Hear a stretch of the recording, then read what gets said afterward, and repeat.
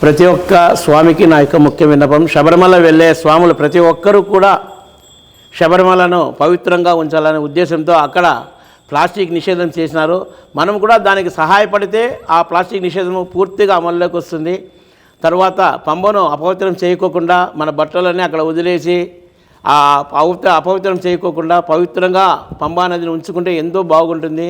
స్వాములకి కూడా, స్నానం చేసే స్వాములకు కూడా బాగుంటుంది. మనం బట్టలు ఎవరు చెప్పినారో ఏమో కానీ బట్టలన్నీ అక్కడ వదిలి రావాలా అనేది ఒక నిర్ధారణ చేసుకొని బట్టలన్నీ అక్కడ బారేసి వస్తూ ఉంటారు.